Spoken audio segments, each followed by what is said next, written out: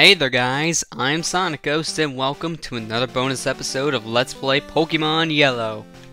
Now this is something that I was originally not planning on doing, but to celebrate 2 years of making Let's Plays, I decided to come back to Pokemon Yellow and show the one thing I did not show, which is catching the 3 legendary birds. That was something I said I wasn't going to do in the Let's Play itself because catching these legendaries in this game is really difficult, but I went ahead and made things easier myself by raising up a Hypno here. Now why did I raise a Hypno? Simply because of the move Hypnosis. When you're going after any of these legendaries, you want to have a Pokemon on your team that knows moves like Hypnosis or Sleep Powder. Any kind of move that can put a Pokemon to sleep.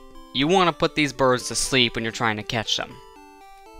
Also, some other moves that are recommended are like evasion lowering moves or accuracy lowering moves like Sand Attack, Flash, stuff like that. People will tell you to do that just to make it easier for you to catch these birds without them constantly attacking you. So, we're going to go ahead and fly over to Cerulean here, and there's a Pokemon Center that is a little bit further away, you know, the Pokemon Center that you get for Rock Tunnel. Unfortunately, though, I do need to get a Pokemon with Cut, so I'm just going to meet you guys there. Alright, we're back, guys. So, we're right here at the entrance to Rock Tunnel, but we're not going to go into Rock Tunnel. Since now we have a Pokemon that knows Surf, anytime that you can use Surf, you're able to do this, but I recommend waiting until your Pokemon are high levels. Around level 40 to 50 is best for this. So, if you surf on the edge of this water here going down, you'll make your way over to the power plant. This area is a completely optional area, which is why I never showed it in the Let's Play itself, because the only real thing here besides a few items is Zapdos. Trainer there if you want to fight him, but at this point I really do not care. So here we are, the power plant. So since I was not going for any of the legendaries, I completely skipped this area. As you guys see, I also have a lot of Repels, Ultra Balls, and Full Restores. It's because when I'm trying to catch these legendaries, I want to catch them. I don't want to, you know, miss my chance and die to these things or anything. There's items like Carbos, Protein, stuff like that around here. Simple little things like, I think, some kind of potions. And some of the Pokeballs are actual Pokemon, actually. You'll run into Voltorbs when you're checking these from time to time. Like this one, for example, where it goes Bazit, it's actually a wild Voltorb. You can go ahead and fight these things if you want, but I'm not going to, just simply because, well, I don't need to. But look at the level of this Voltorb, level 40. That thing's pretty ridiculously high leveled for a wild Pokemon in an area where you can come to pretty much around the halfway point of the game. So yeah, you want to be careful of those things. That's why you want to come here at least level 40. Just so not only can you hold your own against the wild Pokemon, but so you can also go ahead and, you know, make your way through this place and be able to catch the legendary with no problem. So we got ourselves a TM. I believe that's something like Thunder Wave, Thunderbolt, something like that. I'll check it real quick here. This feels like almost like a full-fledged out version of the Let's Play itself, but trust me, after we get Zapdos here, the other 2 birds, we've already seen how to get there, so it'll be a very short trip. And no, this is Reflect, so there's Reflect if you want it. I'm not going to pick up all the items, but if I'm running to one of the items, I want to show it off, just to show you guys what is here. But, yeah, I'm not going to go for all these, just simply because, well, I don't have that much time to go for all these. I want to condense this bonus episode down to something pretty reasonable for an upload. Especially because I'm going for all 3 of the birds in one video. So yeah, I'm trying to be careful about this. That's why I'm skipping all the items. Skipping that, that's probably a wild Voltorb. And we should be near the end now. Yep, here we are, right at the very end. So before you fight one of these birds, go ahead and save your game. Because you only have one shot in catching these guys, and if you fail, that's it. You don't have another chance. So save your game before you fight them, and let's get this battle started. So here we go, Zapdos, one of the 3 legendary birds. This one is the electric type. So you want to make sure you're sending out something that's not going to be weak to the electric attacks, but they're also flying types, so as you guys noticed on my team earlier, I didn't have my Venusaur with me. Venusaur is probably the worst Pokemon on my team for these birds because they're all part flying. So it's something you really need to be careful with. Now you're going to get a lot of those kind of moments happen where it's going to say it doesn't affect. Keep on trying because you need to catch these things. And if you're trying to fill up your Pokedex, that is, and you want to go ahead and put them to sleep, because otherwise you're going to be in a world of pain. Hypno is going to be the one I want to keep on my team the longest. I don't want Hypno to be passing out or dying or anything. So after this turn, I'm going to go ahead and use a full restore on the thing to heal it up, because I don't want to lose my Hypno. I really don't. Alright, so...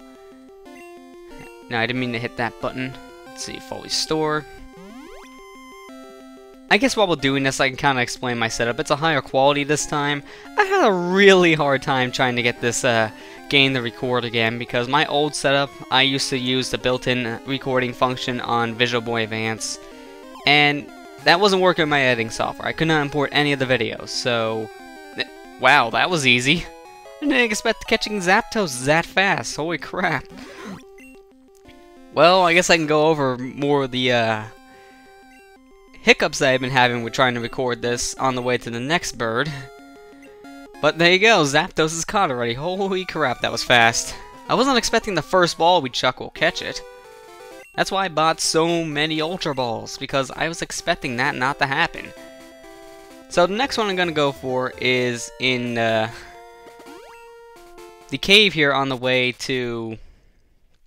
Okay, I'm having a huge brain fart here. I'm very sorry, guys. Just give me a moment here.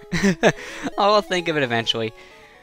We're on the way to the cave that's pretty much bordering... Am I really having that hard of a time of figuring this out? Wow, I can't believe it. Yes, you solved right. I have more Ultra Balls down there. Yeah, I had that much money to spend. That's a lot of precaution for you guys right there. But, I'll think of it here. Just, oh yeah, Cinnabar Island. That's the one we're going to. It's the cave right before Cinnabar Island. So, Island? I can't speak when I can't think, apparently. Sorry, guys. I'm having so many brain farts. I apologize for my stupidity at times here, but, yeah, we're heading over to Seafoam Islands. That's the name of the cave. Sorry it took me so long to figure that out. Last time I played this game was actually for the Let's Play, so I haven't played this game in over a year.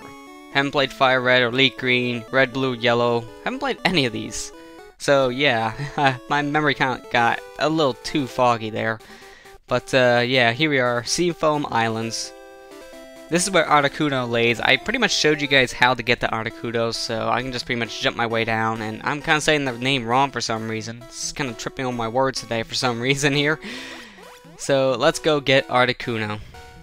Now, back to the talk about my issues with trying to record this game. My old setup was recording using the built-in recording function of Visual Boy Advance. That wasn't getting anywhere at all with me because every single time I tried to import that footage into my editing software, it just wouldn't load. It would not even be recognized by my software for some reason. So I tried recording with Fraps like I would in my PC games, and the audio was really scratchy and lagging a lot, so I couldn't use it.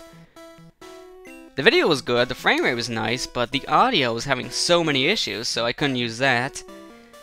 I could have used Camtasia, that's my last resort kind of thing, because I only have that around for the games that cannot be recorded with Fraps, and the frame rate was not really all that nice, so I'm using a direct stream right now. I'm playing the game on the Visual Boy Advance emulator on the Wii, recording it right from the PVR, so this should be a lot easier on me to edit now because I'm used to editing footage from the HD PVR in my editing software, mind you, so if I have issues, then something is wrong here.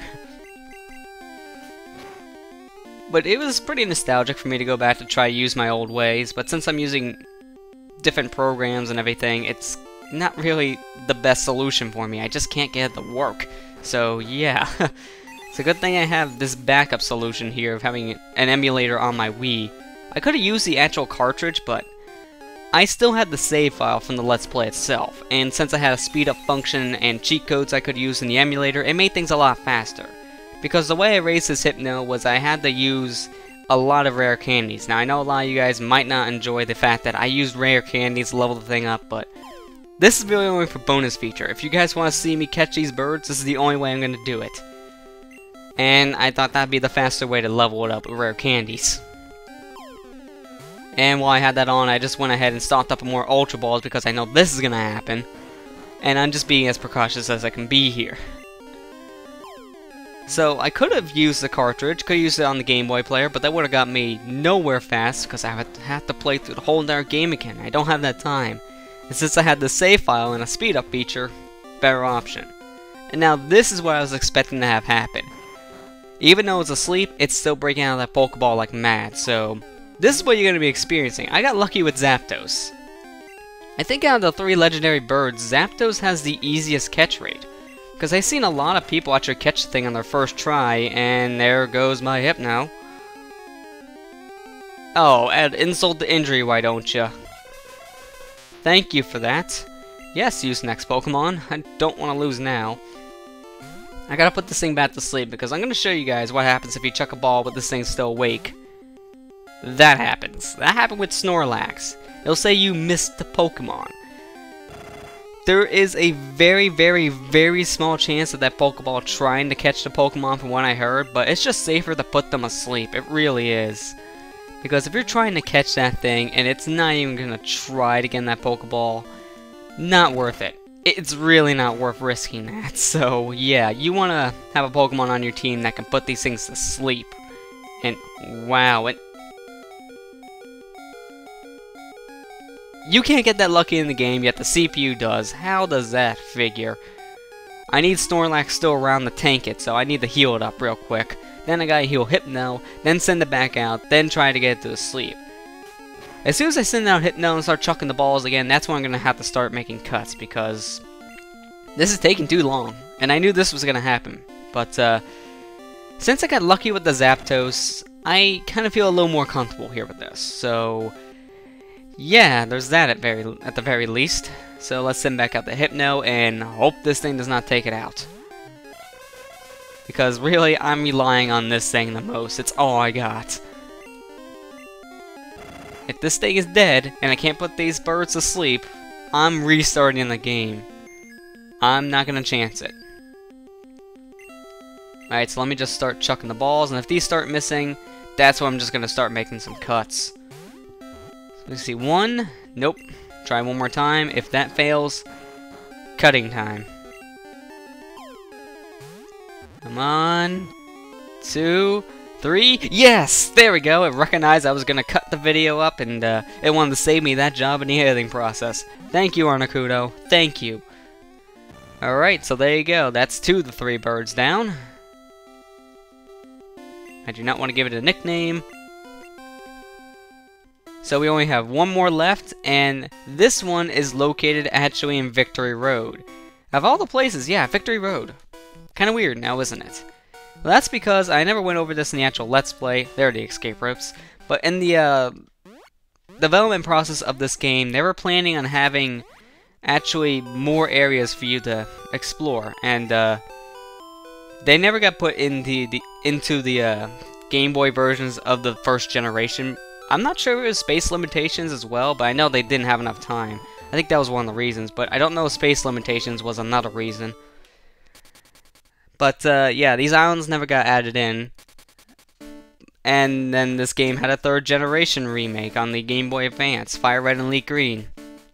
Those islands were able to finally be added into this game, called the Sevi Islands, and that is where Moltres was originally supposed to be.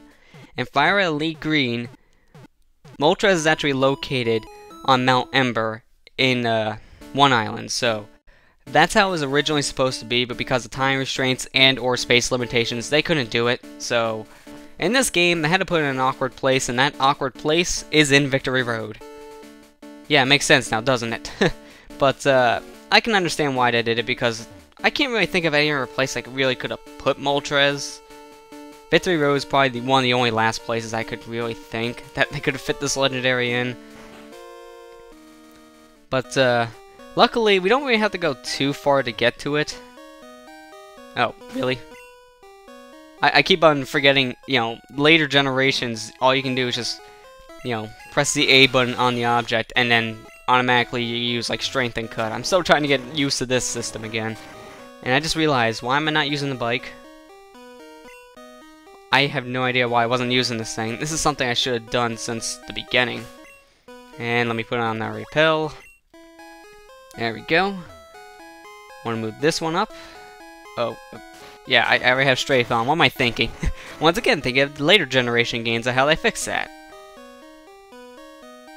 And one thing I didn't go over in this game is Fire Red and Leaf Green themselves, because those versions of the game, in my opinion, are the definitive way to play the first generation.